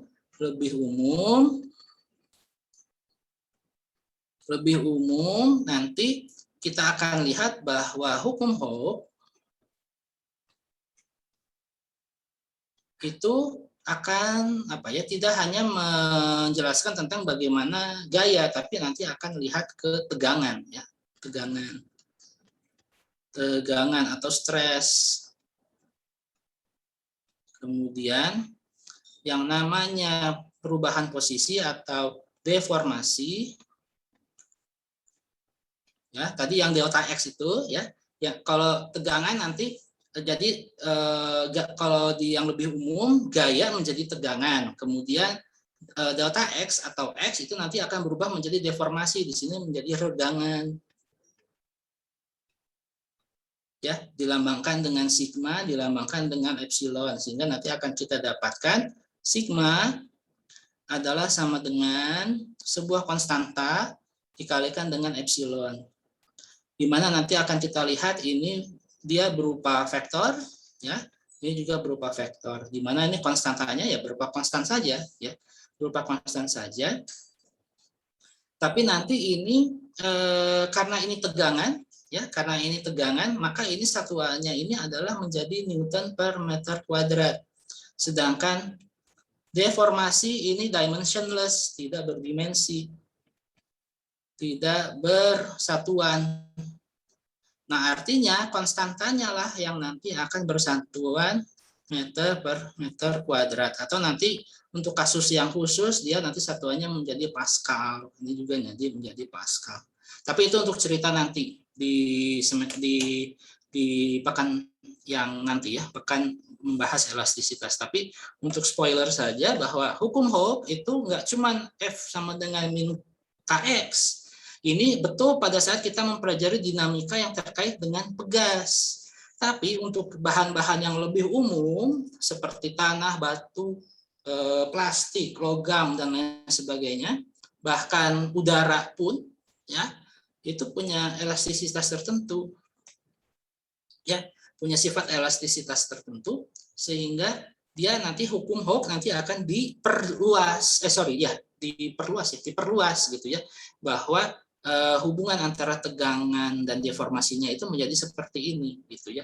Jadi mirip-mirip dengan hukum Hooke untuk pegas, ya, tapi nanti ininya fenomenologinya berbeda.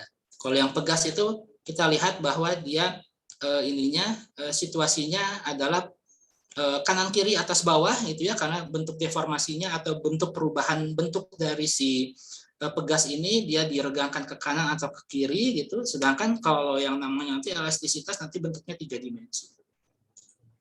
Nah, yang terakhir adalah gaya gesek, ya. Gaya gesek ini adalah gaya permukaan, ya. Gaya gesek ini adalah gaya permukaan atau gaya kontak antara benda dengan lantai. Nah, kalau bendanya ini dicoba untuk digerakkan atau dipindahkan, ya, tanpa meninggalkan lantai, maka akan ada interaksi antara benda tersebut dengan lantai akibat adanya percobaan untuk merubah posisi, gitu, ya. Nah, jadi frictional force of friction occurs when one object slides or attempt to slide over another, directed along the surface opposite to the direction of intended motion. Jadi kalau misalnya kita ingin memindahkan benda ini ke kanan, seperti ini dengan sebuah gaya luar tertentu, maka akan ada gaya yang melawannya, yaitu gaya gesek yang arahnya ke kiri. Ya, ini berasal dari fenomena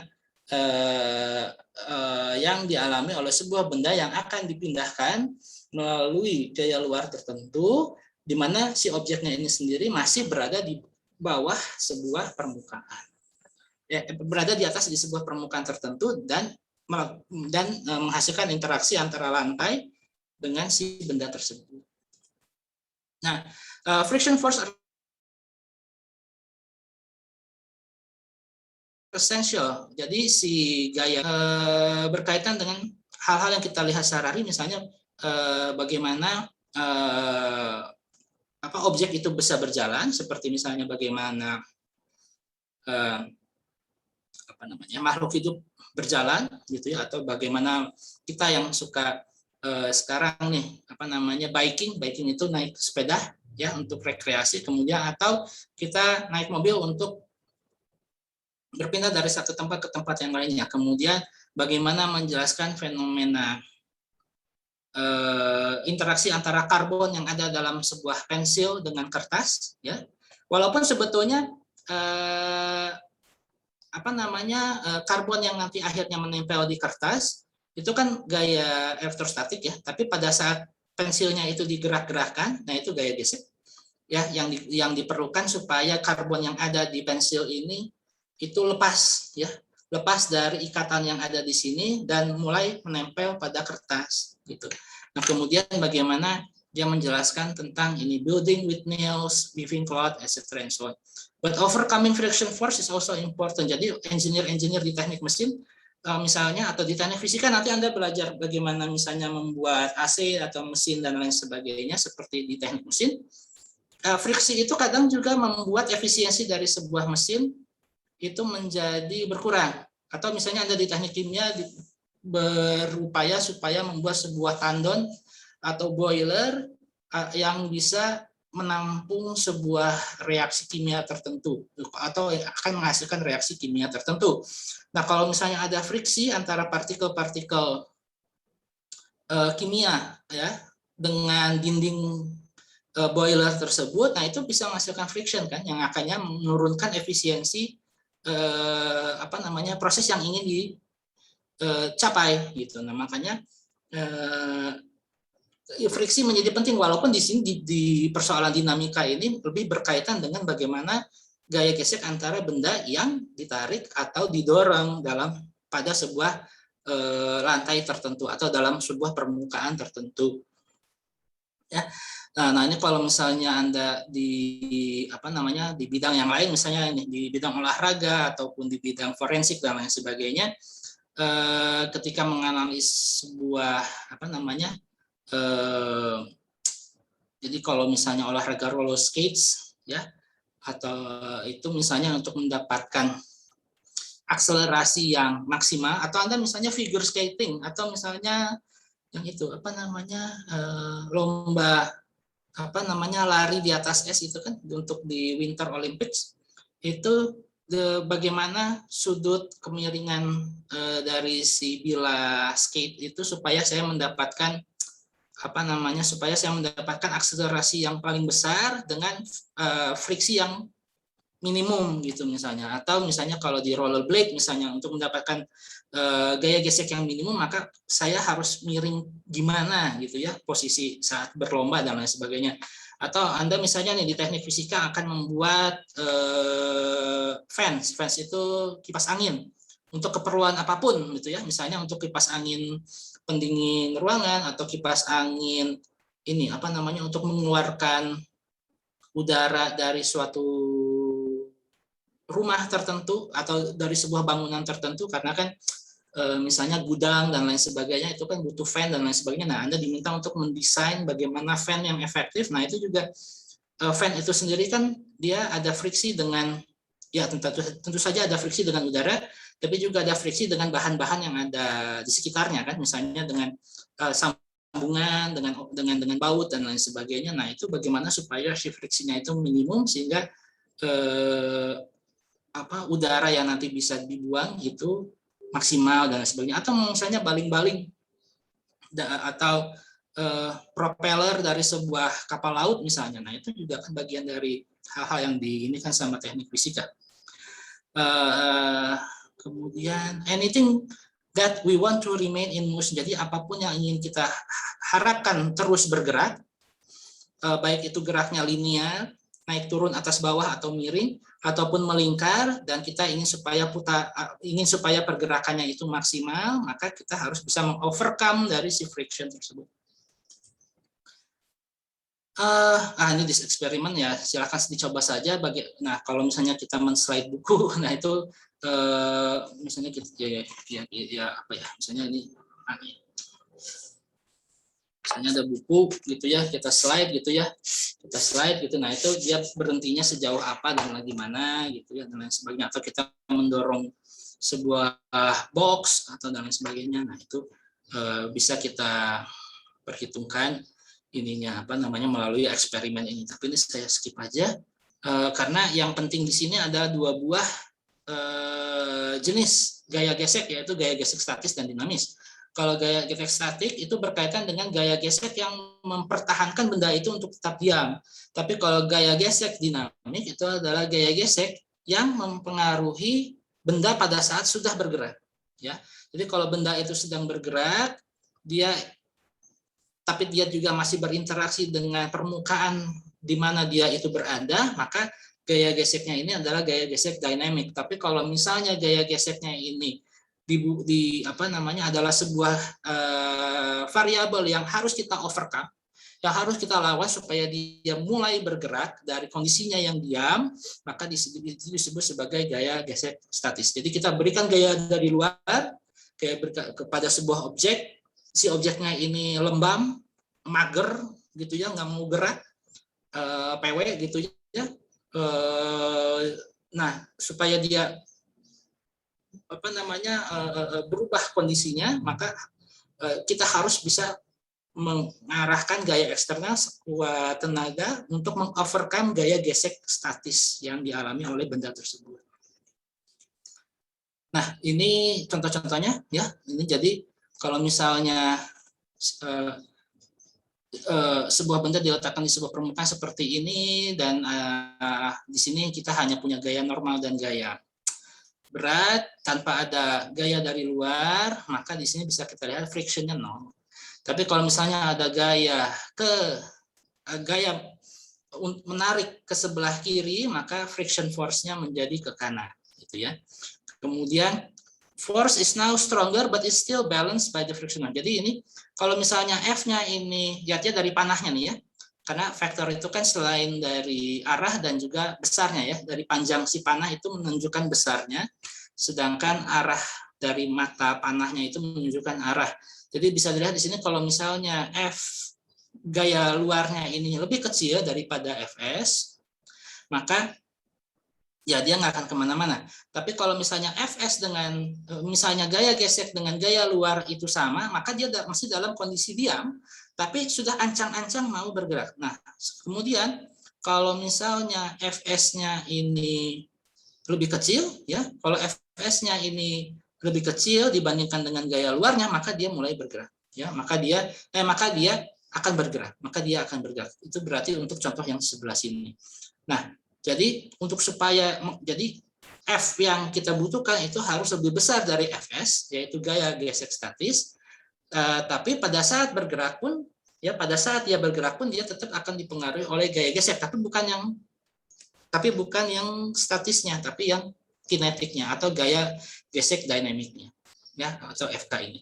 Kalau misalnya F-nya ini semakin lama semakin kecil atau gaya luarnya ini semakin lama semakin kecil, ya, maka nanti ini si FK-nya ini akan mereduksi gitu ya, akan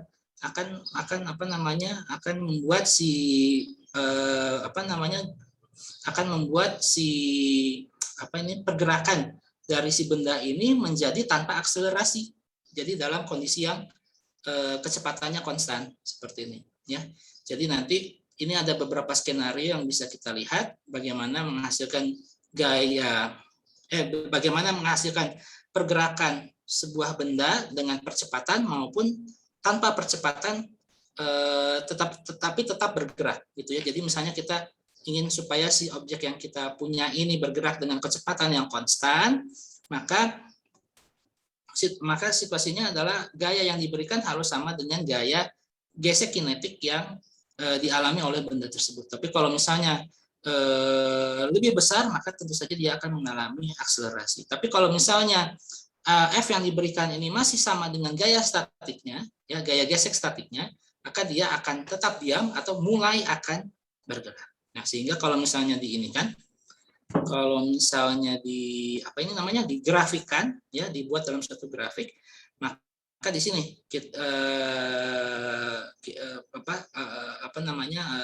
gaya gesek statis itu adalah yang ini, yang paling maksimum ini yang harus kita lampaui. Kalau kita sudah lampaui ini, maka nanti yang akan lebih berperan ini adalah si gaya gesek kinetiknya seperti itu. Nah, kalau Anda lihat nanti di orang-orang teknik fisika maupun di teknik industri yang mempelajari tentang kualitas bahan, kita lihat bahwa permukaan sebuah bahan itu nggak semuanya mulus. Walaupun misalnya buku ini, ya, misalnya buku ini permukaannya sepertinya mulus, tapi kalau kita lihat secara mikroskopik, dia sebetulnya tuh ya bergerigi-gerigi seperti ini. Nah, inilah yang menyebabkan gaya gesek, ya, yang sebetulnya menyebabkan kenapa muncul gaya gesek antara dua buah benda yang saling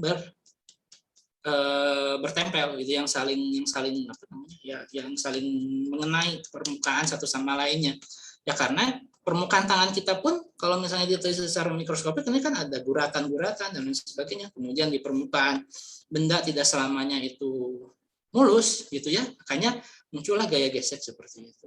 Kenapa gaya gesek bisa diminimalisir menjadi sebuah permukaan yang licin? Karena dia ada suatu cover tertentu, misalnya es atau misalnya oil atau sabun dan lain sebagainya. Nah, itu pada dasarnya mengcover daerah yang bergerigi tersebut menjadi permukaan yang relatif rata sebetulnya dalam suatu periode tertentu. Makanya dalam kondisi tersebut permukaan menjadi licin walaupun sebenarnya kalau kita lihat secara mikroskopik semua benda itu rata-rata memiliki itu permukaan yang kasar seperti ini, ya. Oke, jadi ini, nah perhitungannya itu sendiri, ya, perhitungannya itu sendiri didefinisikan bahwa gaya gesek baik itu kinetik maupun statik itu dihitung dari konstanta gesekan dikalikan dengan gaya normal, ya, dikalikan dengan gaya normal. Saya tidak punya file atau perbendaharaan tentang bagaimana ini dulu didefinisikan. Sehingga kalau misalnya penasaran mungkin harus melihat dari buku yang bukan ahli Resnik untuk melihat bagaimana ininya perumusannya, ya. Ini kalau gaya gesek. Nah, ini adalah contoh gaya gesek yang misalnya diterapkan gitu ya, diterapkan pada sebuah benda melalui sebuah gaya luar yang bentuknya ternyata kayak gini, ya. Orientasinya ternyata seperti ini. Nah, ini hitung berapa for a force applied at an angle, decompose the forces into x and y components, balance the vertical component. Jadi hitung berapa gaya yang arah vertikal dan juga berapa yang yang horizontal untuk kondisi dia ini diam kayak ini dalam kondisi diam. Jadi tidak disebutkan dia ini bergerak, maka di sini kita diminta untuk melakukan penyamaan, ya, antara ruas kiri dan kanan, antara gaya yang ke atas dengan yang ke bawah, yang ke kiri maupun yang ke kanan, ya. Oke. Nah, gaya gesek selain yang berkaitan dengan permukaan, ya, objek yang ini permukaan, tapi kalau misalnya objek penghapus ini saya jatuhkan seperti ini, gaya kita sudah kenal dia memiliki kinematika gerak jatuh bebas. Tapi sesungguhnya setiap partikel benda yang ada di sini dia berinteraksi dengan udara, kan? Berinteraksi dengan udara, di mana udara itu merupakan sebuah fluida sebetulnya, ya. Sebuah fluida. Jadi gas or liquid can be considered as fluid. Nah, kalau misalnya sebuah objek berinteraksi dengan fluida, maka dia akan mengalami drag force atau gaya gesek juga, ya, gaya gesek dengan udara. Drag force itu biasa diterjemahkan sebagai gaya gesek dengan udara. Nah, kalau untuk situasi yang seperti ini, maka gaya geseknya bukan lagi menjadi F gesek sama dengan konstanta dikalikan dengan gaya normal, tapi dia menjadi sebuah persamaan yang berbeda. Di sini menjadi drag force itu adalah sama dengan setengah konstanta dikalikan density dikalikan area dikalikan V kuadrat gitu. V kuadratnya ini adalah kecepatan dari si benda ini. Kalau misalnya benda ini bergerak ke bawah dengan kecepatan tertentu, ya kan, dari posisi diam misalnya, kita lepaskan dia ke bawah gitu kan, dengan ada V-nya yang ada V gitu ya. Nah, si gaya drag-nya ini atau gaya gesek udaranya ini menjadi seperti ini ya, menjadi seperti ini. Jadi gaya gesek udara itu kalau yang mudahnya nih ya, yang mudahnya itu gaya gesek udara itu yang mudahnya itu adalah sama dengan konstanta dikalikan sebuah kecepatan dikuadratkan seperti ini. Nah, kalau di buku Haider-Resnick ini disebutkan bahwa konstantanya ini adalah setengah ya, sama dengan setengah C rho dikalikan dengan A, di mana rho ini adalah massa jenis udara atau densitas dari udara, A-nya ini adalah cross sectional atau penampang dari udara, penampang luas dari udara di mana dia itu si benda itu tembus gitu ya, dikalikan dengan sebuah C. C ini adalah koefisien gesekan yang dia dapatkan secara eksperimen.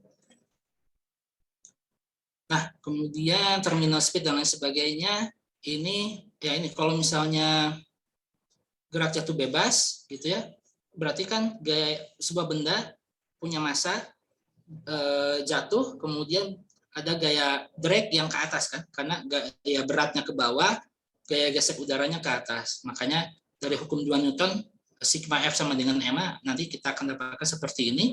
Sehingga kalau misalnya kita gabungkan dia dengan VT ditambah VT sama dengan V0 ditambah AT maupun VT kuadrat sama dengan V0 kuadrat ditambah 2A delta X gitu ya.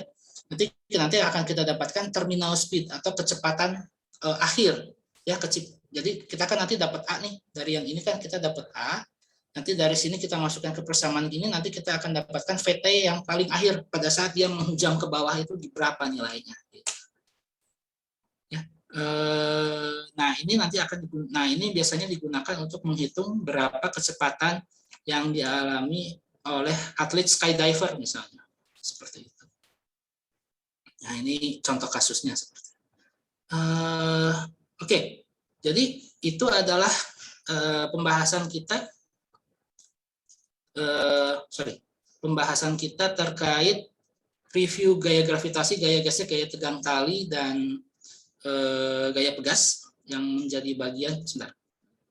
bagian dari materi kuliah pada pekan ini.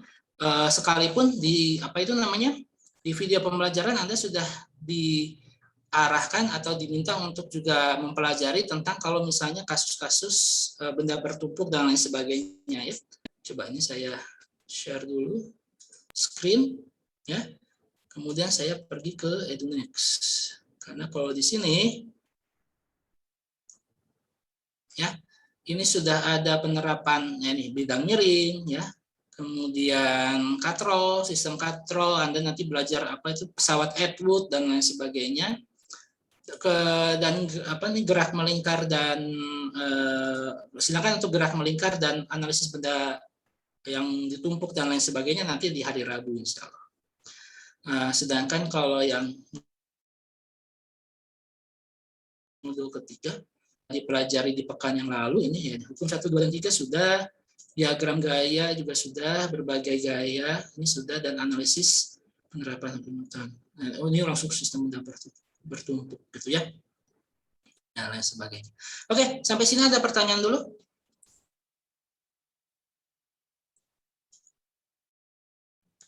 Sampai sini ada pertanyaan dulu? Oke, kalau tidak ada, ini sekarang saya absen ya. Saya absen 6 ke kelas. Oh, sebentar. Ini saya screen aja. Share ya. Mohon nanti ini ya, merespon ya. Oke, ini simpan. Oh, ini caranya. Menu daftar hadir. Isi daftar hadir. Dapat pertemuan kuliah dulu. Nah, sekarang saya ke sini. Isi daftar hadir.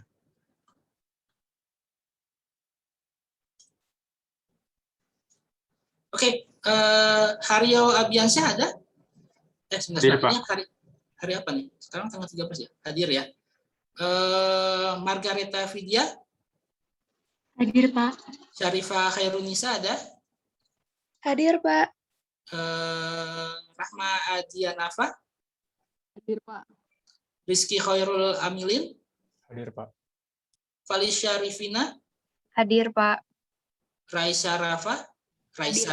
Bukan. Raisa Rafa ada? Hadir, Pak. Ya. Yosandi Fieri? Hadir, Pak. Oke, selanjutnya Aurel Fayola. Hadir, Pak. Selanjutnya Fatiah Najah. Hadir. Kemudian Jovinove Emmanuel. Ada, Pak.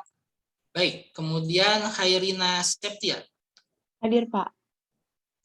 Fernando Clarence. Nah. Hadir. Ricky Chandra Turnip. Hadir, Pak.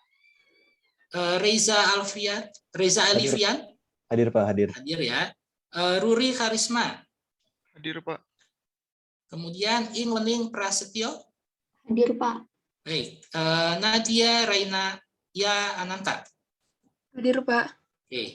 Nadira Azahra. Hadir, Pak. Oke. Nicholas Justin.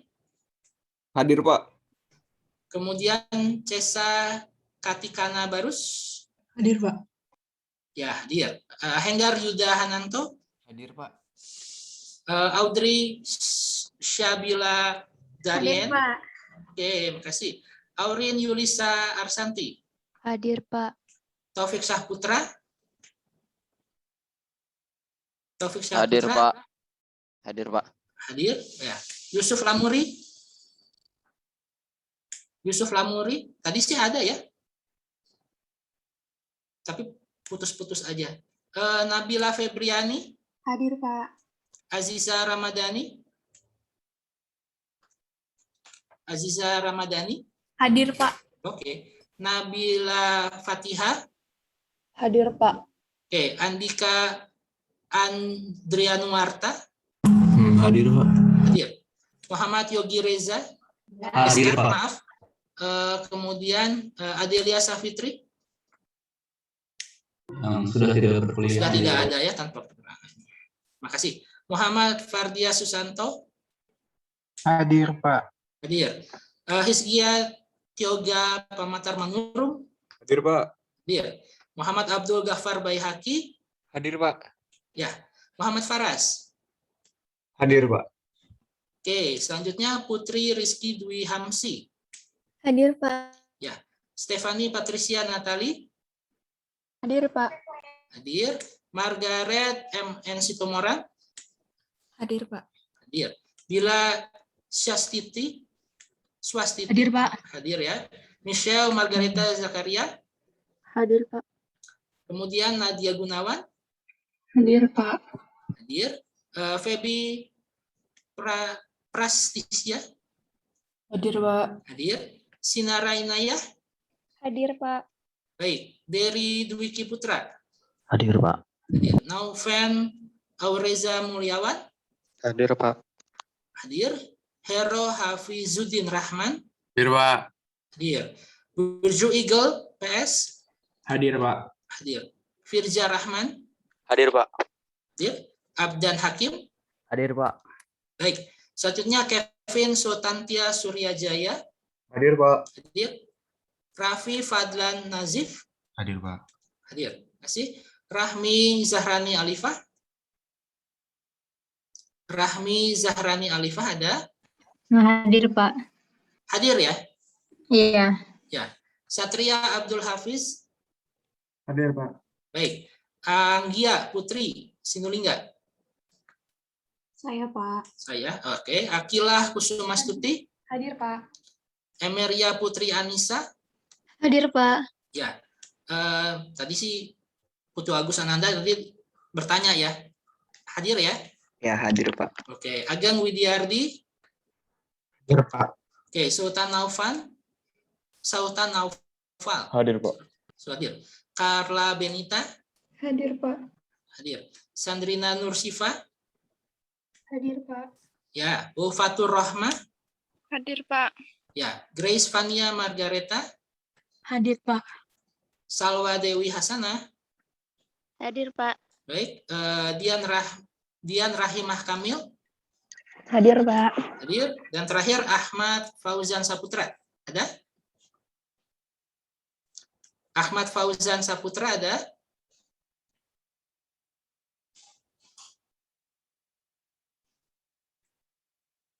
Coba saya lihat di participant list. 331. Coba ya, 167 2133. Oh, ada nih. Ada, mungkin sedang bermasalah. Oke, saya kira ini dulu. Silakan nanti kalau ada pertanyaan nanti hari Rabu kita ulas kembali. Sekaligus juga nanti hari Rabu kita akan lakukan pembahasan untuk modul tutorial yang pertama ya. Oke, ada pertanyaan dulu sebelum saya tutup? Pak, izin bertanya. Silakan. Mungkin hanya konfirmasi aja sih Pak. Berarti kayak normal itu benda harus menempel pada permukaannya Pak. Berarti tidak mungkin benda bergantung atau tidak menempel pada permukaannya Pak. Iya, betul. Jadi kalau misalnya benda bergantung, kalau digantung berarti dia interaksinya dengan tali. Berarti gaya berat dengan tegang tali.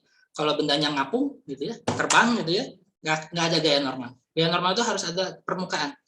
Harus ada permukaan yang dimana dia itu berada gitu ya. Baik itu dia nempelnya itu. Karena kalau saya sebut tempel sih sebetulnya ya nggak perlu nempel-nempel juga sih. Berarti setidaknya dia berada dalam satu gini ya, bisa begini ya, berada di atas sebuah permukaan tertentu atau bisa seperti ini, gitu ya, atau gini, atau bidang miring seperti ini, ya. Tapi harus ada interaksi dia dengan lantai atau tempat dia menempel seperti itu dalam tanda kutip, ya.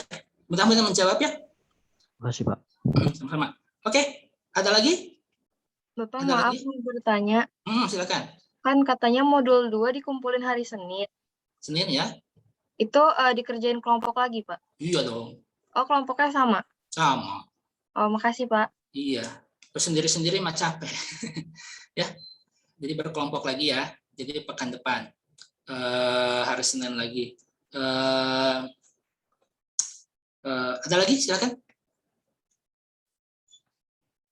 Silakan. Oke, kalau tidak ada, kita cukupkan pertemuan kita pada hari ini. Terima kasih atas perhatiannya. Saya stop dulu recordingnya.